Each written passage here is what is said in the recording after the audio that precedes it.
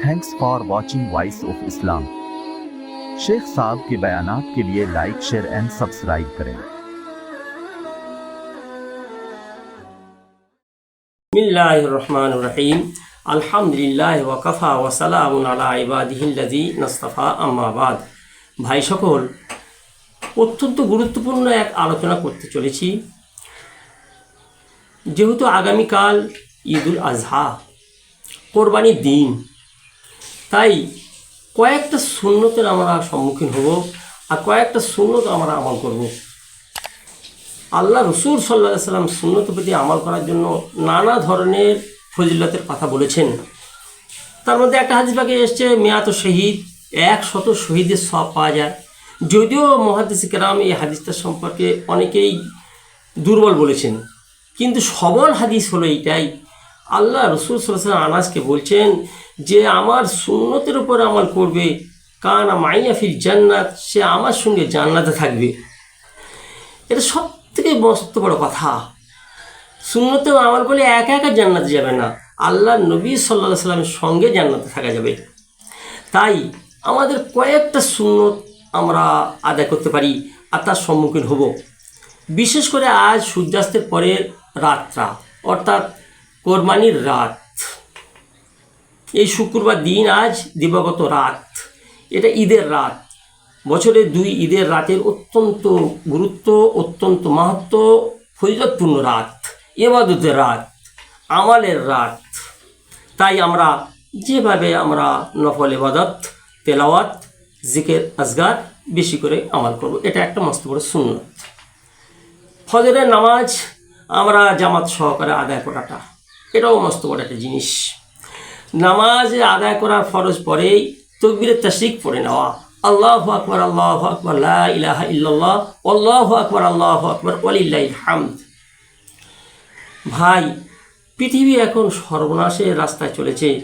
বিশেষ করে বাংলাদেশ, কতগুলো মৌলভী সাহেব শরীয়তকে নিয়ে এমন বিকৃতি আর এমন সাধারণের মধ্যে বিভ্রান্ত ছড়াচ্ছে, সেগুলো অকল্পনীয়। এই তাকবীরে তাশরিক সম্পর্কে ভূমি ফোড়া মাল এমন কথা বলছে, বলে এটা দোয়া পড়া যাবে, এটা ঈদের, কোরবানির বা রোজারের তাকবীর, এটা নয়। অথচ হাদিস পাক থেকে প্রমাণিত এইটাই তাকবীর, আল্লাহু আকবার, আল্লাহু আকবার, লা ইলাহা ইল্লাল্লাহ, আল্লাহু আকবার, আল্লাহু আকবার, ওয়ালিল্লাহিল হামদ। বলে কি এটা বাঙালিদের তাকবীর। হায় আল্লাহ, আমরা এই বিভ্রান্তর মতবাদের দিকে আমরা মোটেই যাব না, দিকপাতও করব না। ফজরের উজু করার আগে মেসওয়াক করেছিলাম, সেটাও সুন্নত ছিল। উজু করে নিয়ে ফজরের নামাজ আদায় করে নিয়েছি। এখন এবারে কোরবানির জন্য প্রস্তুতি, গোসল করতে যাওয়ার আগেই মেসওয়াক করা, এটাও একটা সুন্নত। তারপর উত্তম রূপে গোসল করানো হবে, সাবান, শ্যাম্পু যেভাবে হোক সুন্দরভাবে গোসল করে নেব। গোসল করে নেওয়ার পরে সাধ্য মোতাবেক পোশাক পরিধান করে নেব, চাই নতুন হোক আর ধোয়াধাই ইস্তারি করা সুন্দর পোশাক, যে যেমন যার সামর্থ্য আছে সেরকম পোশাক পরিধান করব। সুগন্ধি ব্যবহার করা, এটাও মস্ত বড় সুন্নত। আর কোরবানির নামাজ পড়তে যাওয়ার আগে কিছু না খাওয়া, না কোনো মিষ্টি জাতীয় বস্তু, না কোনো খেজুর, না কোনো সিমুই, না কোনো ক্ষীর, কিছু না খাওয়া। নামাজ পড়ে নেওয়ার পরে আমরা করব কি, তাকবীরে তাশরিক আদায় করে নেব ঈদের নামাজ পড়ে, তারপরে কোরবানি করব। কোরবানি করে নিয়ে আমরা কোরবানির গোশত দিয়ে প্রথম আহার করব। এটা হলো সবথেকে বড় গুরুত্বপূর্ণ আমাল। যদি এটা কিন্তু জরুরি মনে করা কোনোটা চলবে না, যে আমার এটা করতেই হবে, আমার সকাল থেকে খেতে হবে, আমি সুগারের রুগী, আমার 2 ঘন্টা অন্তর খেতে হবে, আর আমি সকাল থেকে কিছু খাবো না, সেই বেলা 12টা বেজে গেছে, 1টা বেজে গেছে, জি না, মোটেই নয়। যেটা যে স্টেজে শরীয়তে, সেই স্টেজে সেটাকে রাখতে হবে। তার নাম আমাল, তার নাম ইবাদত, তার নাম উপাসনা, তার নাম আল্লাহর দিনের হুকুমকে, সংবিধানকে মানা। এটা স্বাভাবিক মানুষের জন্য, স্বাভাবিক অবস্থার জন্য বলছি। একটা সুন্নত আমল করতে গিয়েই তখন ওয়াজিব তরফ হয়ে যাবে, ফরজ তরফ হয়ে যাবে, সেদিকে খুব দৃষ্টি রাখা দরকার, খুব সচেতন হওয়া দরকার। তবে আর একটা কথা জেনে রাখা দরকার, আজকের দিনে অর্থাৎ কালকের দিনে, যেটা ঈদের দিনের কথা বলছি, ফজরের নামাজ পড়ে না পড়ে এইবারে আমরা যখন গোসল করব, গোসল করার পূর্বে আমরা হাজামত অর্থাৎ অবৈধ লোক চুলগুলো কেটে ফেলবো কি না, জি না, যারা আমরা কোরবানি করব তাদের জন্য এখন কাটতে মানা করা হয়েছে। তারা কোরবানি করার পরে তবে কাটবেন, তারা এখন কাটবেন না। তারা নখ কাটবেন না, গোঁফ কাটবেন না, অবৈধ লোম, বগলের লোম, নাভির নিচের লোম কাটবেন না। এক রাস্তা দিয়ে যাব, অন্য রাস্তা দিয়ে আসব, এটাও একটা মস্ত বড় আমল। এবং রাস্তা যাওয়ার সময় তকবীর তাসবিহ পড়ব, আল্লাহু আকবার, আল্লাহু আকবার, লা ইলাহা ইল্লাল্লাহ, আল্লাহু আকবার, আল্লাহু আকবার, ওয়ালিল্লাহিল হামদ। আসার সময়ও তকবীর পড়ব। ঈদের নামাজ অধিকাংশ সময় আমাদের গণ্ডগোল হয়ে যায়, বছরে একটা দুটো তো, কিন্তু আমাদের জেনে রাখা দরকার 6টা বাড়তি তকবীরের সহ ঈদের ওয়াজিব নামাজ আদায় করা। ঈদের নামাজ পড়াটা হলো ওয়াজিব। আর বাড়তি 6টা তকবীর, বাড়তি 6টা তকবীর কেমনভাবে পড়ব? প্রথমে ইমাম সাহেব আল্লাহু আকবার বলে এই তকবীরের তাহারিমা বেঁধে নেবেন হাতটা, দোয়া সানা পড়লেন, আমরা মুক্তাদিরাও পড়ব। তারপরে এবারে 3টে বাড়তি তকবীর পড়া হবে। আল্লাহু আকবার, হাত তুলে ছেড়ে দেওয়া হবে।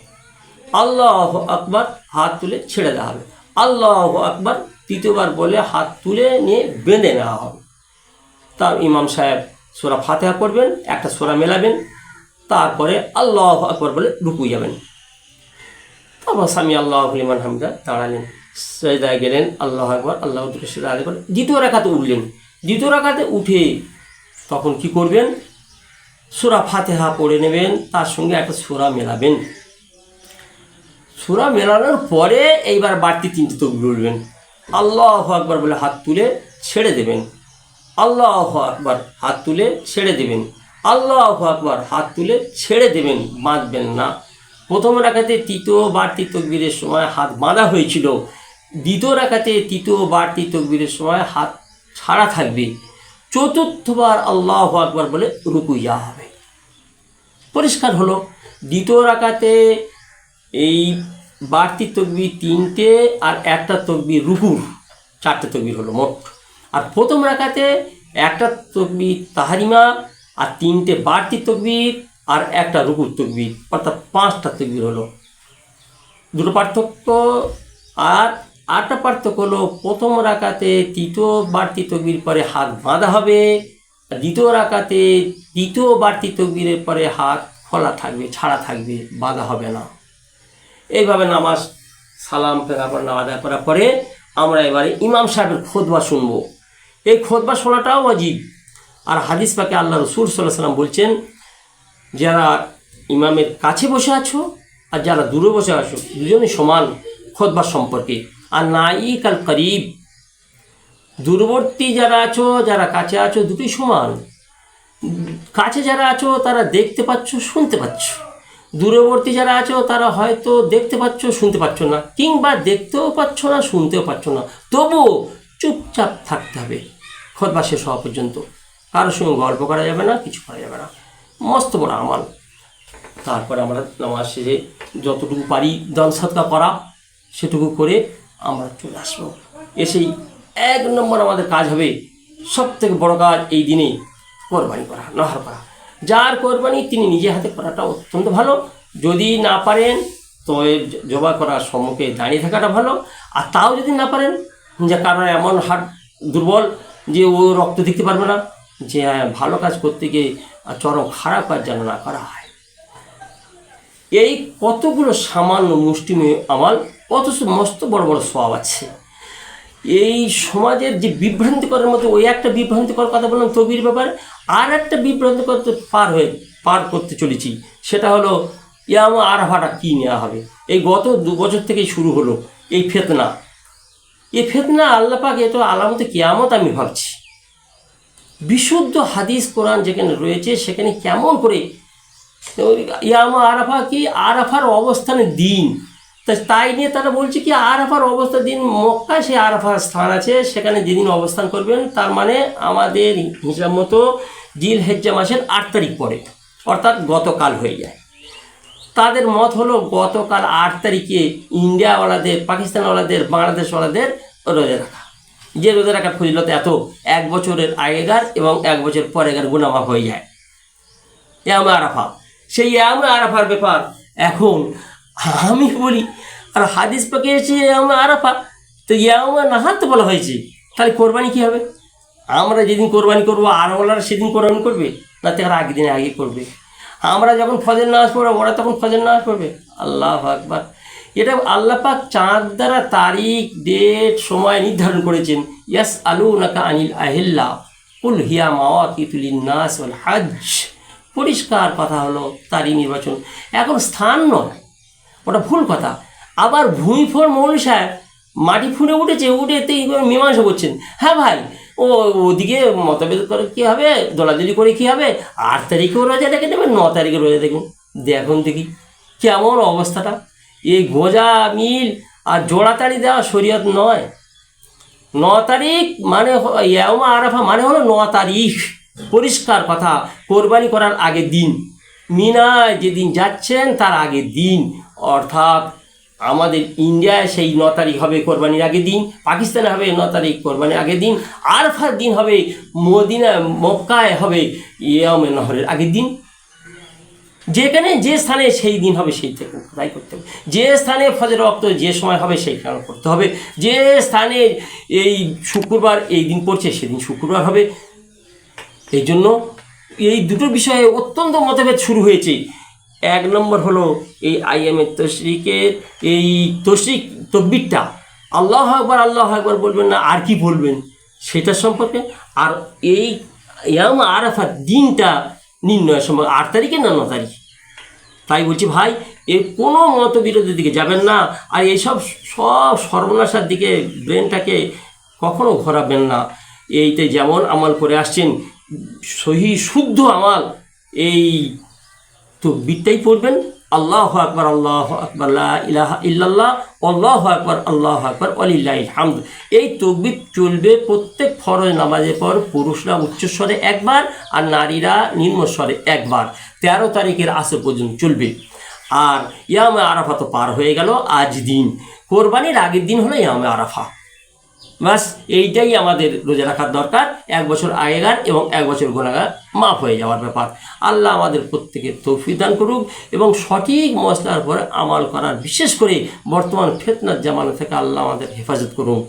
আল্লাহ পাক আমাদেরকে প্রত্যেকের জন্য প্রত্যেকের দোয়ায়ে খায়েরে ইয়াদ রাখার তৌফিক দান করুন।